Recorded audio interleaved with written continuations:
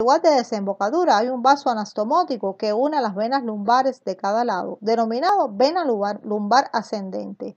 La vena lumbar ascendente derecha se une a la vena subcostal derecha y atraviesa el diafragma, denominándose a partir de su paso por el diafragma como vena ácigos. La vena ácigos mide aproximadamente 25 centímetros, asciende verticalmente aplicada a la cara anterolateral derecha de la columna vertebral en su porción torácica, relacionándose además con el esófago, la aorta y el conducto torácico.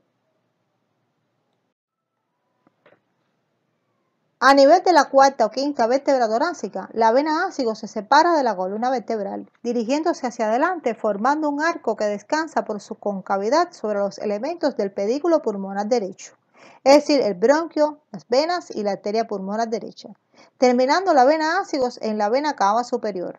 La vena ácigos recibe como afluente las siguientes venas: las esofágicas, bronquiales derechas, intercostales posteriores derechas, de la cuarta a la oncena, la hemiácigos y a la vena intercostal suprema derecha. La vena intercostal suprema derecha, formada por la confluencia de las tres venas intercostales posteriores derechas de los tres primeros espacios intercostales, desemboca por su parte superior en la vena brachiocefálica y por la parte inferior en la vena ácigos. Ahora bien, la vena lumbar ascendente izquierda se une a la vena subcostal izquierda y atraviesa el diafragma, al igual que para formar la ácigos por fisuras que presenta este músculo. A partir del paso por el diafragma se le denomina vena hemiácigos. La vena hemiácigos asciende verticalmente por la cara anterolateral izquierda de la columna vertebral por su porción torácica, por detrás de la arteria aorta torácica y relacionándose además con el esófago y el conducto torácico. La hemiácigos solo llega hasta el nivel de la séptima u octava vértebra torácica, donde flexionándose a la derecha cruza por la cara anterior de la columna vertebral y desemboca en la vena ácigos.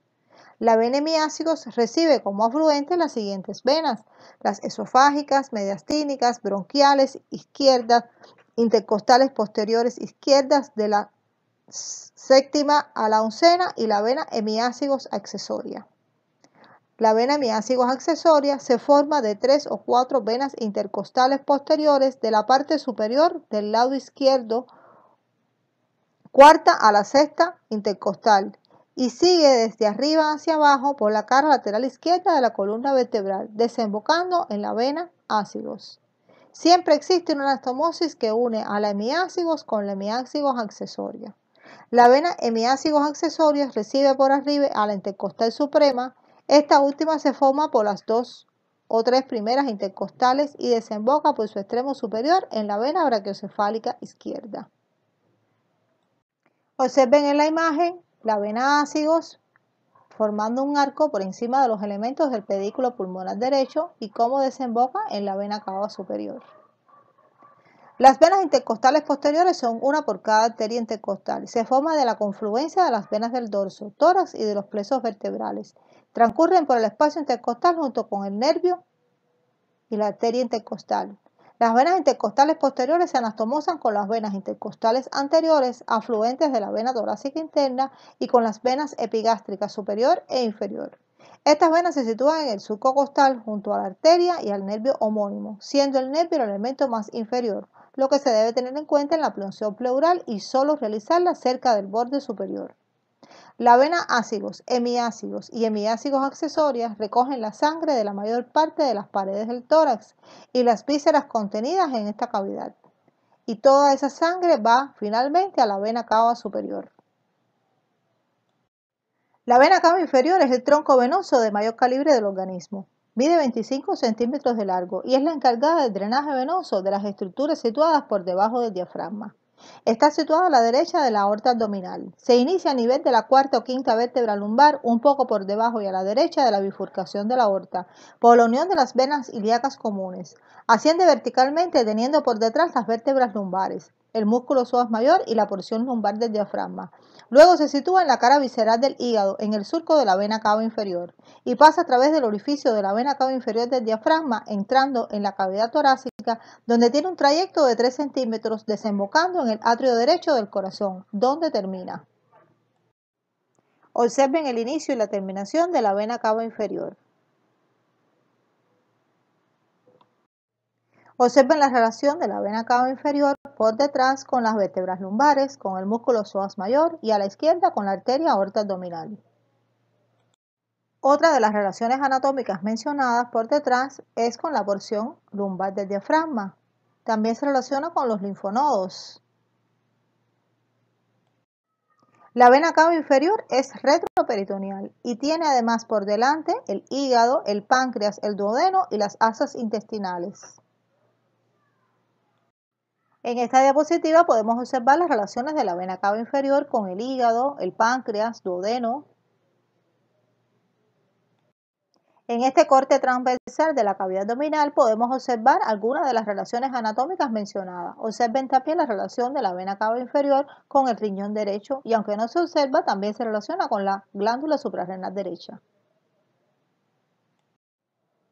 La vena cava inferior tiene afluentes viscerales y parietales que se corresponden con los ramos de la aorta abdominal, con excepción de las venas hepáticas.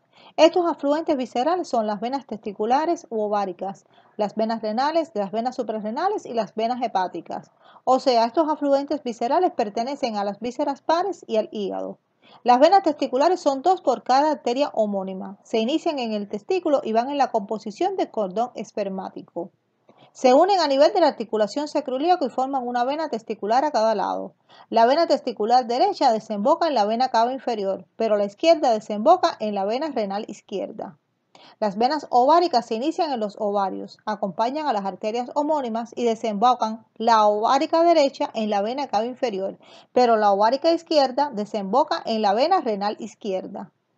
Las venas renales son dos, se forman en el riñón, transcurren por delante de las arterias homónimas y desembocan en la vena cava inferior, a nivel de la segunda vértebra lumbar. La vena renal izquierda es más larga y pasa por delante de la aorta. Además desembocan en ella la vena testicular u ovárica izquierda y la suprarrenal izquierda. Las venas suprarrenales se forman de pequeñas venas situadas en la glándula suprarrenal. La vena suprarrenal derecha desemboca en la vena cava inferior y la vena suprarrenal izquierda en la vena renal izquierda. Las venas hepáticas son las últimas venas que recibe la vena cava inferior en la cavidad abdominal, a su paso por la cara visceral del hígado. Estas venas hepáticas recogen la sangre del sistema de capilares de la arteria hepática y de la vena porta.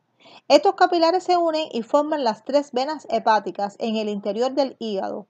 Estas venas no tienen trayecto extrahepático, ya que desembocan directamente en la vena cava inferior. Los ramos parietales son las venas frénicas inferiores y las venas lumbares. Estas venas tienen un trayecto de drenaje venoso y afluentes que se corresponden con las arterias homónimas, excepto que las venas lumbares presentan un vaso anastomótico a cada lado que las une, que son las venas lumbares ascendente, derecha e izquierda. En la imagen pueden observar un esquema de las venas lumbares, tanto derechas como izquierdas, y además las venas lumbares ascendentes. Las venas de la pelvis y de los miembros inferiores también forman parte del sistema de la vena cava inferior. Las venas de la pelvis son las venas ilíacas comunes, las venas ilíacas internas y las venas ilíacas externas, con sus afluentes. Las venas ilíacas comunes, derecha e izquierda, se forman por la unión de las venas ilíacas interna y externa del lado correspondiente, a nivel de la articulación sacroiliaca, y terminan las ilíacas comunes uniéndose para formar la vena cava inferior. Ambas venas ilíacas comunes están detrás de las arterias homónimas, siendo la ilíaca común izquierda más larga y desemboca en ella la vena sacra mediana. Observen cómo se relaciona por delante con el uréter y por detrás con el músculo psoas mayor. La vena ilíaca interna se forma a nivel del borde superior del orificio isquiático mayor, por la unión de los troncos anterior y posterior, teniendo como afluentes venas que se corresponden con los ramos de la arteria homónima. En las zonas correspondientes a los afluentes se forman plexos venosos que se anastomosan entre sí. Estos plexos son el vesical, el rectal, el prostático y el útero vaginal. El vesical es el mayor y el útero vaginal es el único que es par. Estos plexos situados al lado de las vísceras de la pelvis, la cual presenta una cavidad inextensible, facilita que al aumentar de tamaño las vísceras, éstas compriman los plexos, facilitando el movimiento de la sangre. La otra vena que forma la ilíaca común es la vena ilíaca externa, que es la continuación de la vena femoral a nivel del ligamento inguinal. En ella desemboca la vena epigástrica inferior y la circunfleja ilíaca profunda. Las venas epigástricas superiores y las venas paraumbilicales se anastomosan con las epigástricas inferiores a nivel del ombligo. Por lo expresado anteriormente, el drenaje venoso y los afluentes de las venas ilíacas interna y externa se corresponden con el territorio de irrigación y ramas de las arterias homónimas. Las venas del miembro inferior se dividen en superficiales y profundas, presentando las mismas características explicadas en el miembro superior, excepto que las venas profundas son dobles en el pie y en la pierna, o sea, hasta la vena poplitea. Las venas profundas tienen su origen en la cara plantar del pie, o sea, en las venas digitales se unen y forman las metatarsianas. Estas desembocan en el arco venoso plantar, que forman las venas plantares mediales y laterales, que se unen y forman las venas tibiales posteriores. Las venas plantares se unen con las venas del dorso del pie y mediante las venas metatarsiales dorsales se forman las venas tibiales anteriores. Las venas tibiales anteriores y posteriores transcurren con las arterias homónimas recibiendo afluentes que corresponden con los ramos de las arterias y recogen la sangre de las mismas zonas que irrigan las arterias homónimas. La vena poplitea es impar y se forma por la unión de dos venas tibiales anteriores y dos venas tibiales posteriores, a nivel del borde inferior del músculo popliteo o a nivel del borde superior del músculo sóleo, y termina a nivel del hiato tendinoso de los aductores, donde se continúa con la vena femoral. La vena poplitea recibe los mismos afluentes que ramos de la arteria homónima, pero además recibe a la vena safena parva, que es una vena superficial. La vena femoral se inicia a nivel del hiato tendinoso de los aductores, pasa por el canal de los aductores y el triángulo femoral, terminando a nivel del ligamento inguinal, donde se inicia la vena ilíaca externa. La vena femoral recibe los mismos afluentes que el ramo de la arteria homónima, pero además recibe las venas toracoepigástrica y la vena safena magna. Esta última es una vena superficial.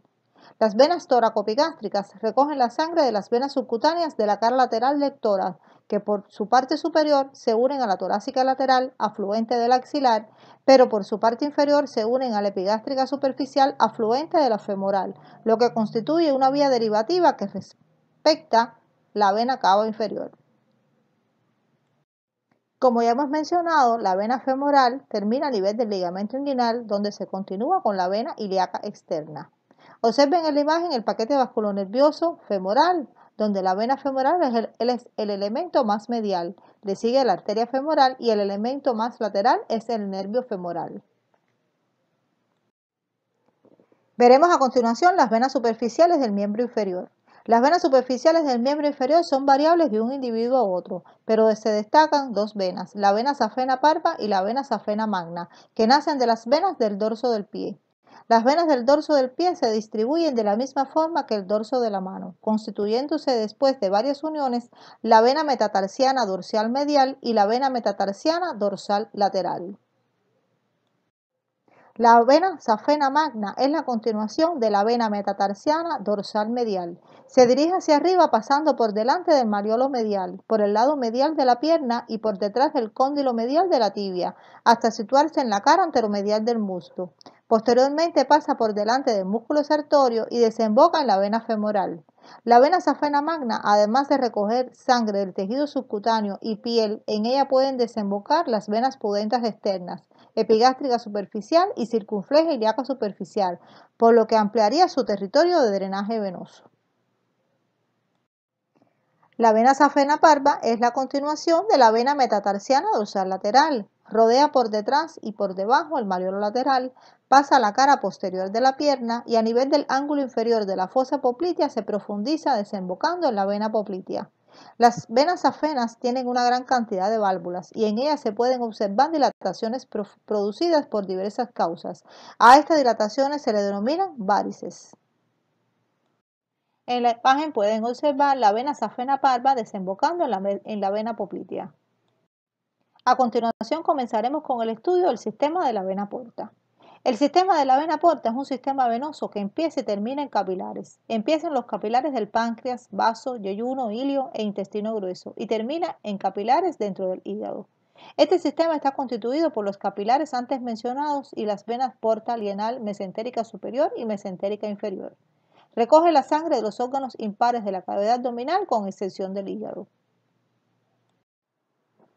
Este sistema está constituido por los capilares antes mencionados y las venas porta, lienal, mesentérica superior y mesentérica inferior. La vena porta es un tronco venoso de gran calibre que se forma por detrás de la cabeza del páncreas por la unión de la vena lienal y de la mesentérica superior. La vena lienal la mayor parte de las veces recibe previamente a la vena mesentérica inferior. Después se dirige hacia arriba y a la derecha para entrar en el ligamento hepatoduodenal, donde se relaciona por delante de la derecha con el conducto colédoco y por delante y a la izquierda con la arteria hepática propia.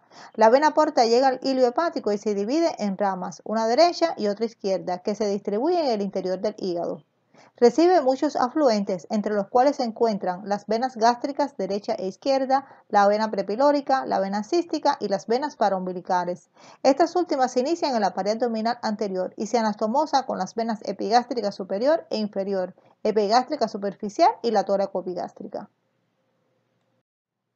La vena lienal se forma en la región del ilio lienal por la unión de varias venas lienales. Después de formada recibe la vena gastroepiploica izquierda y las venas gástricas breves. Se dirige hacia la derecha pasando por detrás del páncreas, por debajo de la arteria homónima y recibe la vena mesentérica inferior. Posteriormente pasa por delante de la aorta abdominal uniéndose la vena mesentérica superior por detrás de la vena de la cabeza del páncreas para formar la vena porta. Además de recibir los afluentes citados anteriormente, la vena lienal recibe a lo largo de su trayecto las venas pancreáticas, por lo que la vena lienal recoge sangre del vaso, estómago, páncreas y del aumento mayor. La vena mesentérica superior recibe los mismos afluentes y tiene el mismo territorio de drenaje venoso correspondiente con las ramas y territorio de irrigación de la arteria homónima. La vena mesentérica inferior presenta los afluentes y territorio de drenaje venoso igual a las ramas y territorio de irrigación de la arteria homónima. La vena mesentérica inferior se inicia del plexo venoso rectal como continuación de la vena rectal superior. La vena porta termina capilarizándose dentro del hígado. Los capilares de la vena porta y los de la arteria hepática propia se unen y forman las venas hepáticas. Entre los sistemas de la vena cava inferior y la vena porta, así como entre los sistemas de la vena cava superior y de la vena cava inferior, existen anastomosis. Algunas de ellas las hemos ido mencionando a lo largo de la clase. Es importante que ustedes refuercen este contenido en su estudio independiente. Hasta aquí la actividad de hoy, en la cual estudiamos las venas de la circulación mayor. Vimos el sistema de la vena cava superior, el sistema de la vena ácigos, el sistema de la vena cava inferior, así como el sistema de la vena porta. En la próxima actividad estudiaremos los vasos de la circulación menor, así como el sistema linfático, que como verán constituye un cauce complementario al sistema venoso. Es importante que profundicen en estos contenidos apoyándose en su libro de texto, en las guías de estudio, en los ejercicios propuestos en las clases prácticas y en los materiales de apoyo a la docencia como son las conferencias orientadoras.